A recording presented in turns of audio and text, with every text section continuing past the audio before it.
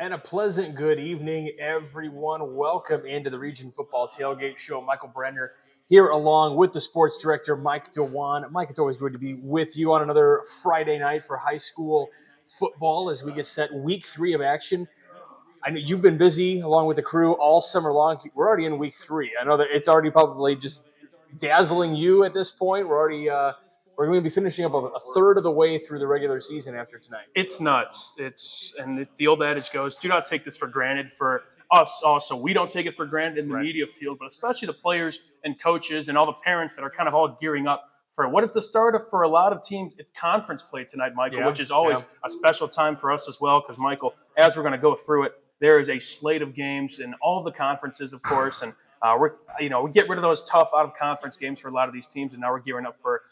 It's a fresh slate for a lot of these squads, and Michael, no better time than right now. But it's flying by, so take it all in for everybody a part of this journey. We never really discussed it this way, but because you're not in conference those kind of first couple weeks of the year, it almost feels like maybe like not preseason, but it has a preseason-like feel. Or at least if we've had those conversations, I haven't been part of them, but it kind of feels preseason-ish, and now it's like, okay, you're into conference play. Now it's week 3, here we go. The grind officially really kind of begins. Yeah, it's something that myself and one and hopefully the only Jay Simmons talked about this past Region Football Weekly. But again, teams like, especially that really kind of schedule up for those first few weeks, like Andrean, like what we saw from the 0-2 Valparaiso Vikings, that are rarely in that territory, but they're 0-2 because they're punching up.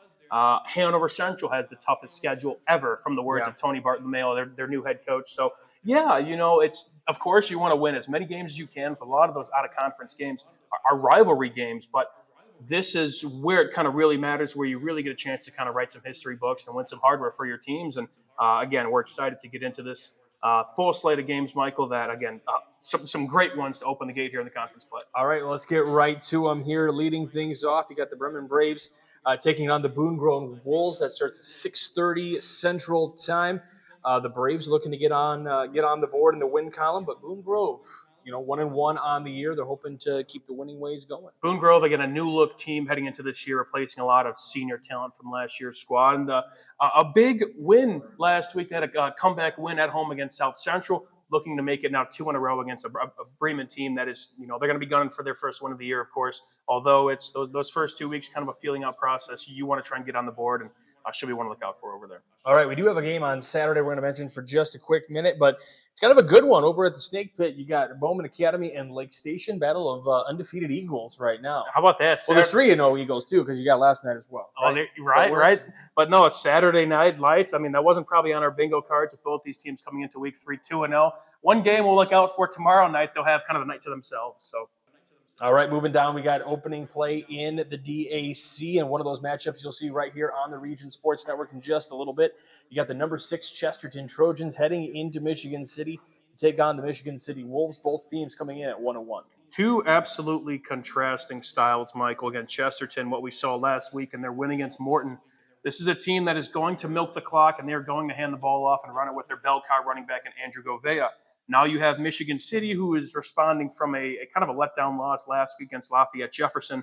This is a team that's going to stretch the field as much as they can, and they got a quarterback back there in Triniston Hart, who's kind of on the top of our leaderboards in the area in passing yards. They also have the top leading receiver in Zaire McKinney, who's already making a name for himself. Those are, again, a quarterback and receiver tandem to watch out for.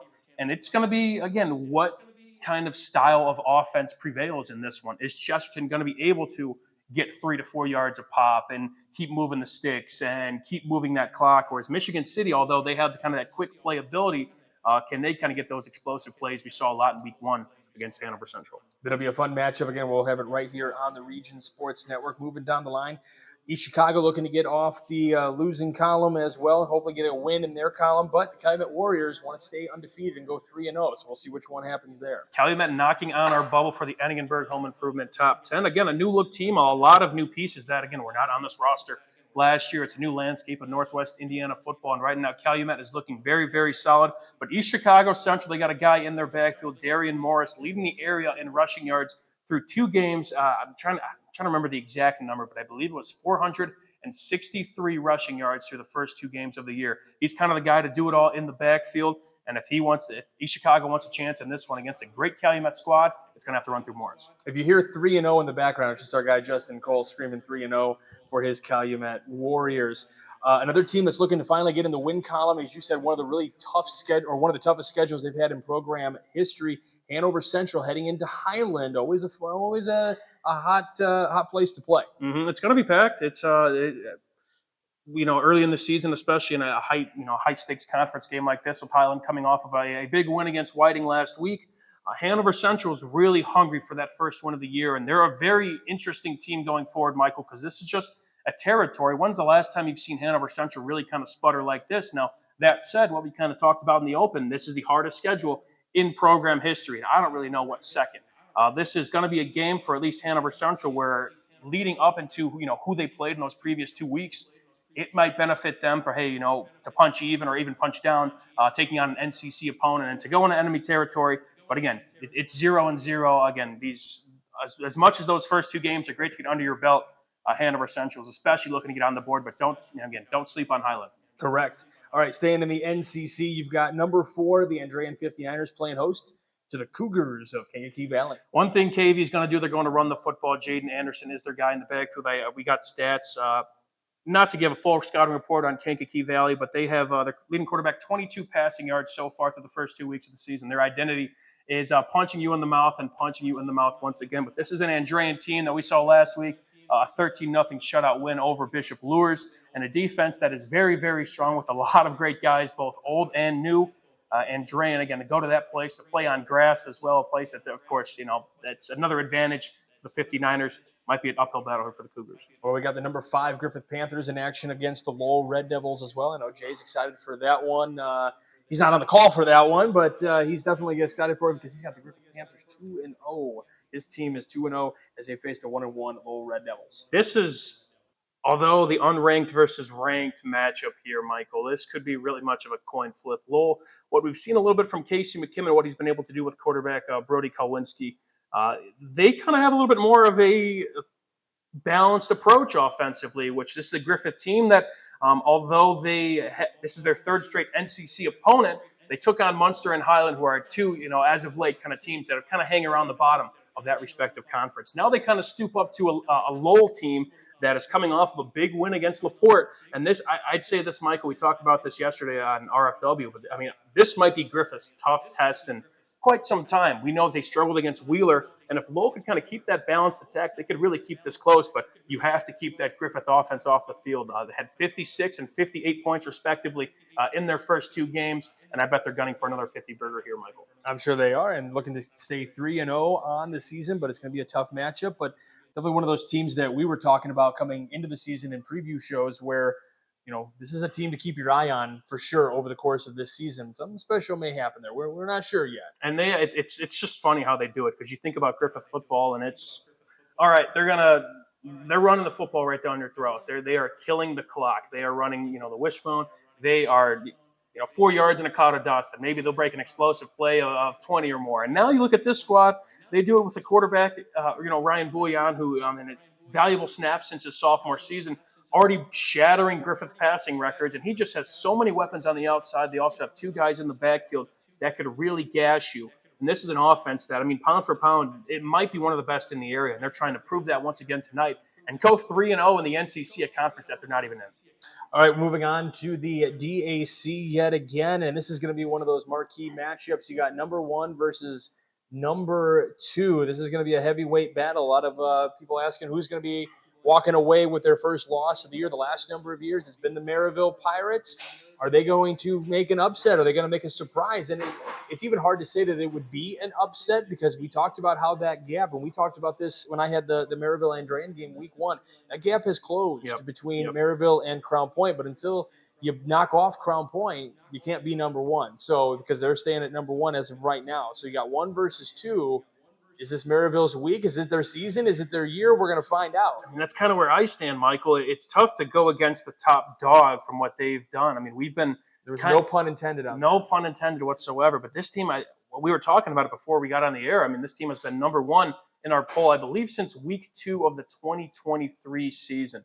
And it's just been, with Coach Craig Bougie and what he's done with that, his renditions of squads over there, this team does not go away. But this Maryville team, like you said, they kind of have that poise, that moxie, and they're gunning for that target on Crown Point's back. And if you look at, first of all, the first 2 games of the season, Maryville taking Loyola Academy, a back-to-back-to-back state champion, for 4 quarters. Loyola scored in that game late, and Maryville loses that game by 7 points. Crown Point, I mean, although they've been fantastic in their first 2 weeks, that game, although it's a loss against Loyola, Maryville, I mean, they give you something to kind of, okay, this team really, we think, has a chance this year. But for me, what I'm looking for in this game, or in terms of a prediction, it's tough to go against Crown Point.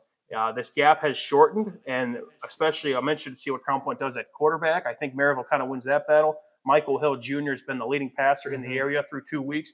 Crown Point, they've worked 2 quarterbacks here so far in this early parts of the season. They both had a couple flashes, but they have a fantastic new running back in Braden Shutt, a junior.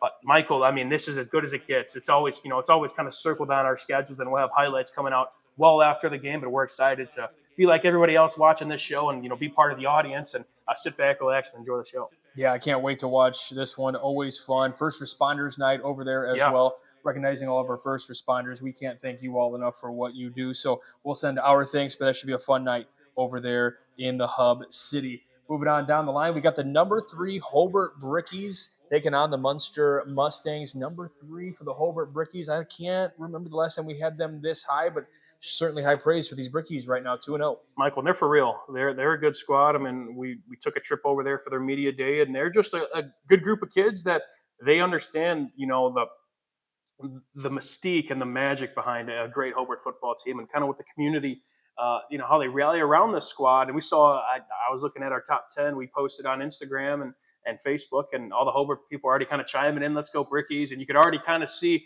that community really starting to rally around these guys. And now, although, again, a 2-0 start, I believe they're first since 2018, which is kind of hard to believe.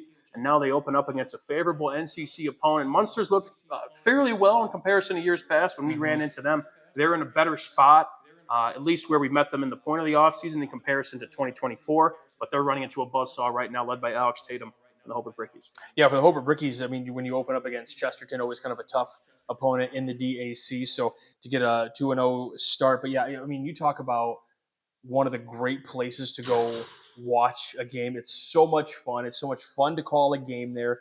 And the guys come over the hill with the flag. I mean, it's an awesome venue to check out a game, and the fans are always into it as well. Scary place to play. I've been on Munster teams that have had to take a trip to that Brickyard, and super cool spot. But yeah, it's going to be packed, and yeah, from start to finish, when they're walking over that hill to when they're potentially ringing that bell and doing their chants, and the fans are staying in their seats, and it's a tough place to play. So Munster's got to come ready to go. But Hobart, again, things are clicking right now. Eric Schreiber's got his guys moving in the right direction. He wants to keep that going here after 4 quarters. All right, our next matchup, Warriors versus Oilers. Bishop Knoll taking on the Whiting Oilers. Bishop Knoll 1-1 on the year, and Whiting looking for their first win of the year. Could this be a week where they get a win?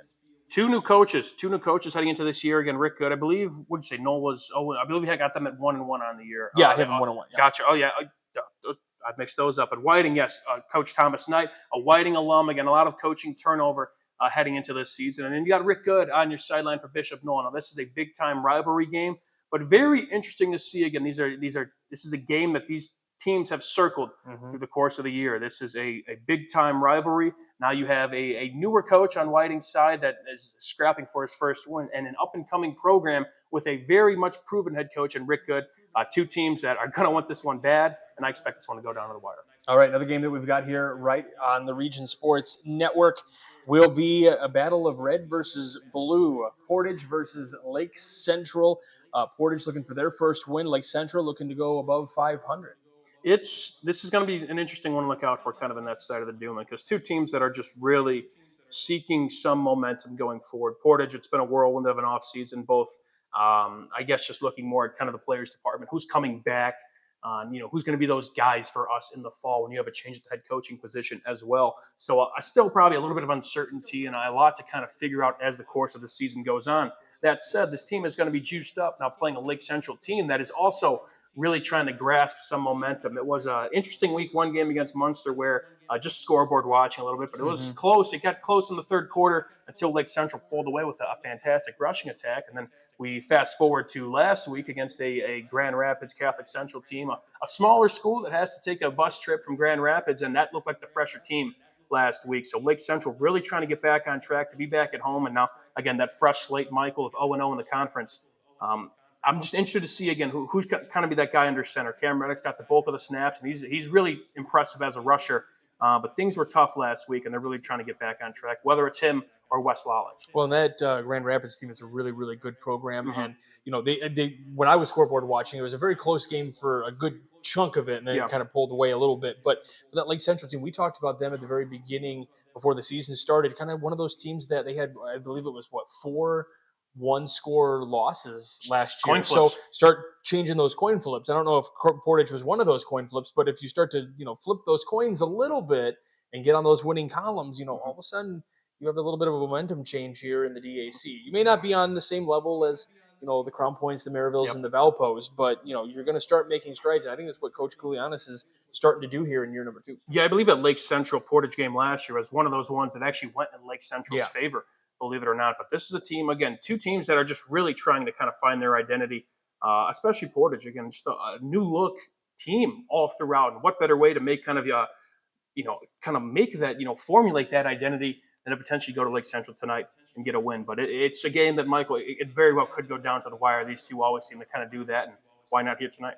All right, moving on down the line, you got River Forest, the Ingots taking on the Wheeler Bearcats. Both teams with wins. Wheeler 2-0 on the year already, looking to go 3-0. The Ingots want to get 2 wins in their column. Wheeler, yeah, a little bit. We'll start with River Forest. I mean, these two teams play each other super, super close. They did that last year. River Forest, I know they got a new coach on their sideline. They got a defense that is going to be kind of more the stronger unit in comparison to last year, where, I mean, you had a 4-year starter and Aiden Silver at quarterback, and you got to try to replace him over the course of the year, and you open up against a Wheeler team that has just kind of had this meteoric rise over, not only this season, although they have plenty of new replacements at certain positions. This is a team that, again, they want to keep making their presence known. And the standard of Wheeler football now, they're up an 8 in our polls. They started off on the bubble, and they're really trying to get things going. And what better chance again tonight to be at home, taking on a conference opponent. And these two teams, again, they always play each other close, but Wheeler especially, I think they found their quarterback, and they got a rushing game as well. And those new pieces that had to fill these tough positions last year, we think we found them so far, and now Wheeler really trying to keep riding that things forward. 2-0 start that hasn't happened in quite some time for them. Moving on down the line, I was just checking the time to see, and the Morton Governors, they've already kind of started this matchup against the Shepherd Astros. I hadn't heard of that team until looking for this one here today, but definitely a really cool name and a whole theme that they've got going on over there in Shepherd. A lot of Astro stuff going on, and I looked up some of their yearbook stuff, and just everything is astronomy based when it comes to their names. It's really cool. Not something you hear too often here in Indiana, but one of those cool ones. But the Morton Governors 1-1, looking to get something going here and start cooking because they're number 10 in our poll. Yeah, after that loss to Chesterton last week, they're still, again, they played that team tough. Played them 4 quarters, lost by a point, but they got to gear up and get ready for Shepherd. Shepherd's a good team too, although they have a great mascot. Yeah, they got a good team as well, based out of Illinois. They were I believe they were in the 7A or 6A playoffs last year. To qualify in the playoffs in Illinois, you got to win X amount of games. It's not like Indiana, so a playoff team at a high class level like that, Morton's got to come with their chin straps buckled and get ready to go. All right, another one we have right here on the Region Sports Network. This will be an audio-only broadcast, but over in LaPorte, the Slicers playing host to the winless Valparaiso Vikings. We don't get to say that too often, but Valparaiso looking to get off the schneid and get a win over in Slicer country, but LaPorte always wanted to play spoiler. Yeah, Valparaiso 0-2 and still at 7 in our polls. A lot of people were kind of up in arms in that to see an 0-2 team. But look at who they played. Again, they have Penn, they had Brother Rice, and yes, it was tough sledding in those first 2 games. It's really tough to count out Bill Marshall and what he's done with his squad. Although this is a very, very differently kind of offensively, defensively in terms of personnel and also what they're trying to accomplish. It's a little bit different than what we've seen from years past, and they're trying to adapt as the year goes on. Now they take on LaPorte at home, which is at LaPorte, I should say, is a tough place to play, of course. And LaPorte, they're really trying to get back in the win column because after that, a game you circle for all off season, a win against New Prairie, a big time win. Then you kind of let yourself down against a Lowell team that is, again, you're going to the smaller school, but Lowell kind of dominated them on all facets of the game, and they're trying to get back. But again, they got to gear up quick for a Valpo team that, if LaPorte's hungry, Valparaiso's probably a little bit more hungrier. They do not want to get out to an 0-3 start. That'll be weird for us. I feel like weird for everybody. Looking at records around here, and Valparaiso trying to get in that win column, but LaPorte, they got a guy, Reed Raymond, up there, and rushing leaders. He's going to be a name to look out for in that broadcast. Definitely would throw off our top 10 poll if we didn't have a Valparaiso team in there. Makes some interesting positions for other teams to go if we went 0-3 for the Valparaiso Vikings. Another team that's looking to try to avoid an 0-3 start is the Hammond Central Wolves, as they will play host to Westside tonight. Westside 1-0. We'll have to see how this one plays out. Westside's on our bubble. They're knocking on that door in Hammond Central. It's been a really shaky start for the first two games of the Tyler Milby era. It's the first year is tough. The first year is tough with coaches, Michael, and although he was very, very optimistic, and we walked away from talking with him, Zach Miller and I, and this is a guy that he's going to lead these guys in the right direction, to say the absolute least. But that may take 2-3 years to build a Rome in a day. That just doesn't happen all the time, and so that's why, again, looking into this game, they're really trying to build up some sort of momentum, whether that results in a win or a loss after those first two tough games. And Westside, again, is an established program that always seems to kind of win the games they're supposed to win. And Elgar Boswell, of course, Coach Boz on the sideline, always has these guys, ready to play and to win those games. And again, if they're looking good, if they're looking favorable, they'll take care of business. But two, again, interesting dynamics on this one, Michael. All right, we've looked through all of the games and matchups that we'll have going on around the region here this evening and this weekend. Again, that matchup over at the Snake Pit tomorrow as well. 3 good games for you here right on the Region Sports Network: Chesterton, Michigan City, Lake Central, and Portage. And then, of course, Valparaiso and LaPorte. That one will be audio only. So I'm ready to get this thing started. What about you? Yeah, we won't be gone too long. We're going to be right back here soon. Yeah, we got the RSN zone. Bring you all the action. Our whiz behind the camera over here, Justin Cole, we fixing all the screens and making sure that you guys get to see a little bit of a in-depth look at all these games as we start to hit the red zones and just some of those games. And I don't know if we'll be able to listen in on some of those broadcasts or not, but our broadcast, I don't know. We'll see how it plays out. We're gonna rock and roll through this one. Well, this has been the Region Football Tailgate Show. For Mike Dewan, the sports director, Michael Branner here. We'll be back in just a little bit with RSN Zone, so don't go anywhere. This has been the Region Sports Network, the only